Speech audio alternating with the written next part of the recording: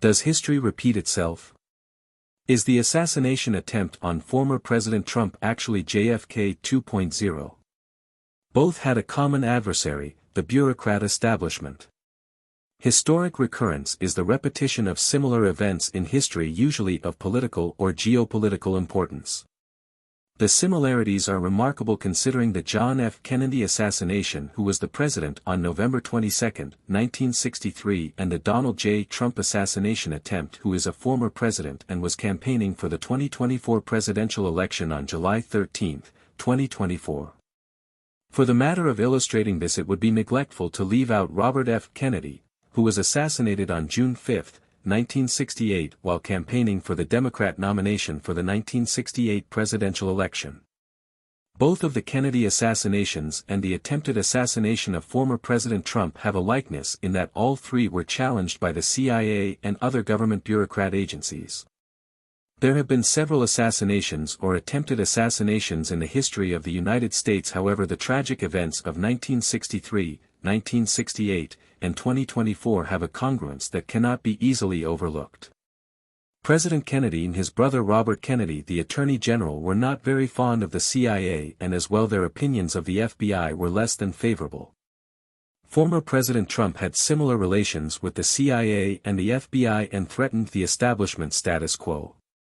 Both JFK and RFK had been at odds with the CIA over the failed Bay of Pigs operation to overthrow Fidel Castro.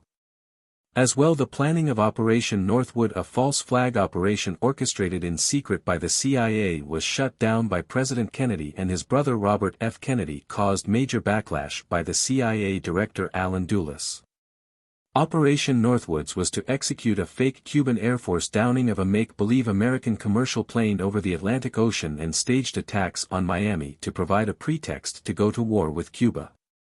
Although there were conspiracy theories concerning both of the Kennedy assassinations due to the limited reach of the media in the 60s, it was not difficult to control the investigation and any information that contradicted the government's official narrative. By contrast, the circumstances surrounding the attempted assassination of Trump and any conspiracy theories are becoming well known due to the internet, independent journalists, and social media. The explanation for both the JFK and RFK assassinations were the same. Only one gunman was involved, was the official story that was reported. Lee Harvey Oswald for the JFK assassination was not helped by anyone, nor was Sirhan Sirhan for the RFK assassination. Although these explanations did not make sense, as there were many discrepancies involving witnesses and forensics. Similarly, the narrative that the government is pushing about Thomas Matthew Crooks is that there was not any involvement by others does not add up. There are so many strange issues regarding the Secret Service and how this could have been a coordinated assassination rather than being a lone gunman. The information that is now considered most logical and supported by fact about the Kennedy assassinations is that they were planned by the CIA, the FBI, and the Secret Service. The JFK assassin supposedly used an old Italian bolt-action rifle and got 3 shots off in 10 seconds, which was not possible. There was a bizarre explanation known as the magic bullet striking Senator Connally after it struck JFK. As well, the assassin who killed RFK had to be in a different position in order to fire the weapon with the fatal shot.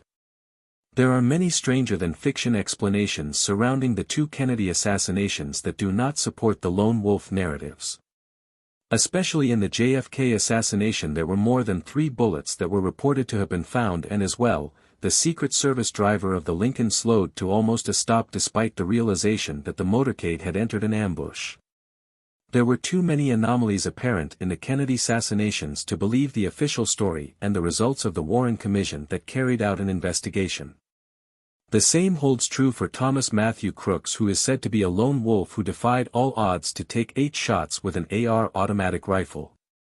It is without any logic that Crooks could have been so easily able to get on the roof of a warehouse with a clear line of sight of Trump. Not only did he evade the Secret Service, who had become aware of him being suspicious by having a rangefinder a couple of hours before the shooting.